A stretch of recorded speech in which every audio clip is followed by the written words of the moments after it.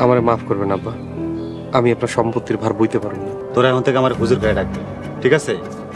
জি আচ্ছা। আপনার বউকে খুঁজে দিয়ে আমার লাভ কি? হ্যালো ভিউয়ার্স, আসসালামু আলাইকুম।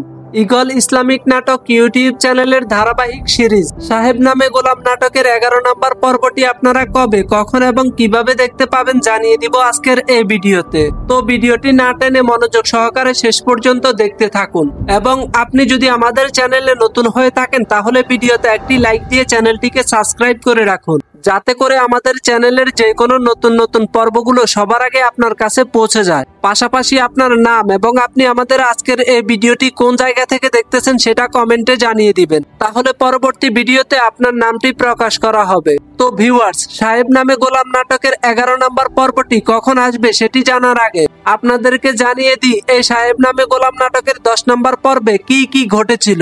সাহেব নামে গোলাম নাটকের 10 নম্বর পর্বের প্রথমেই আমরা দেখেছি সাদিয়া এবং মজিদ মেম্বার মিলে সাদিয়ার খালা এবং খালুকে অপমান করে বাড়ি থেকে তাড়িয়ে দিয়েছে, কারণ সাদিয়ার খালা মজিদ মেম্বারের সাথে ষড়যন্ত্র করে সাদিয়ার বাবার কাছ থেকে তাদের সম্পত্তি হাতিয়ে নিতে চেয়েছিল, তাই সাদিয়া তাদেরকে বাড়ি থেকে বের করে দিয়েছে। এদিকে সাহেব বিয়ে করার পর তার স্ত্রীকে নিয়ে সে অনেক সুখে রয়েছে, কিন্তু সাদিয়া মজিদ মেম্বারকে বিয়ে করার কয়েক মাস পর মজিদ মেম্বার সাদিয়াকে অনেক মারধর শুরু করে দেয়, আর সেজন্য সাদিয়া পুলিশের কাছে মজিদ মেম্বারের নামে বিচার দেয়। এরপর পুলিশ এসে মজিদ মেম্বারকে থানায় নিয়ে যায়। সাহেব নামে গোলাম নাটকের 10 নম্বর পর্বে আমরা আরো লক্ষ্য করেছি মজিদ মেম্বার জেলখানা থেকে এসে তার চেলাপেলা দিয়ে সাদিয়াকে রাস্তা থেকে তুলে নিয়ে যাওয়ার জন্য এসেছিল, কিন্তু সেখানে সাহেবের স্ত্রী জিন্নাত চলে আসে, এসে সাদিয়াকে বাঁচিয়ে নেয়। এরপর সাদিয়া জিন্নাতের কাছে রিকোয়েস্ট করে সাদিয়াকে যেন জিন্নাত তার বাড়িতে একটু থাকতে দেয়। তখন জিন্নাত উপায় না পেয়ে রাজি হয়ে যায়, কিন্তু সাদিয়া জানতো না জিন্নাত যে সাহেবের স্ত্রী। সাদিয়া যখন জিন্নাতের সাথে তার বাড়িতে যায় তখন সেখানে সাহেবকে দেখে সাদিয়া চমকে যায়। এরপর সাদিয়া সাহেবের কাছে সবকিছু খুলে বলে, আর তখন সাহেব সাদিয়াকে তাদের বাড়িতে থাকতে দেয়। এরপর আমরা সাহেব নামে গোলাম নাটকের 10 নম্বর পর্বে লক্ষ্য করেছি সাহেব সাদিয়ার গ্রামে গিয়েছে এবং সেখানে গিয়ে গ্রামের হুজুরের সাথে দেখা করে। এরপর সে গ্রামের সবাইকে ন্যায্য বিচার পাইয়ে দেওয়ার জন্য যা যা করতে হয় সেটাই করবে বলে জানিয়ে এসেছে। তারপর সাহেব এবং সাদিয়া দুজনে মিলে থানায় যায় তাদের সম্পত্তির বিষয়ে পুলিশকে জানানোর জন্য। তখন পুলিশ তাদেরকে আশ্বাস দিয়েছে এ বিষয়ে তাদেরকে পরবর্তীতে জানানো হবে। এরপর সে পুলিশ অফিসার মজিদ চেয়ারম্যানের কাছে গিয়ে মজিদ চেয়ারম্যানের সাথে সাদিয়ার বিষয়ে ডিল করে আসে। হঠাৎ করে আমরা লক্ষ্য করেছি সেই পুলিশ অফিসার মজিদ চেয়ারম্যানের পক্ষ নিয়ে নেয়, আর তখন তারা দুজনে মিলে সাদিয়ার সম্পত্তি ভাগাভাগি করে নিবে বলে জানায়।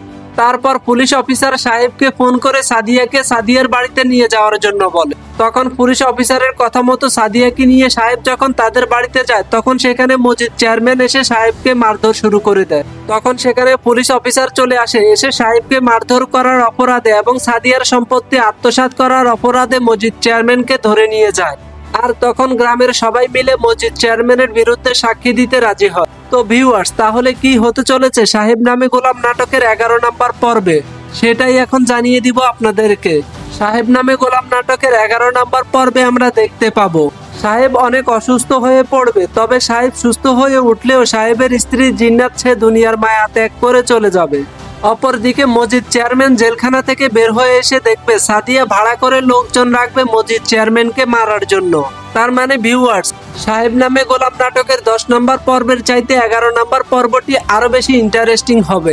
তো এখন আমি আপনাদেরকে জানিয়ে দিব সাহেব নামে গোলাম নাটকের 11 নম্বর পর্বটি কখন দেখতে পাবেন ঈগল ইসলামিক নাটক ইউটিউব চ্যানেলে।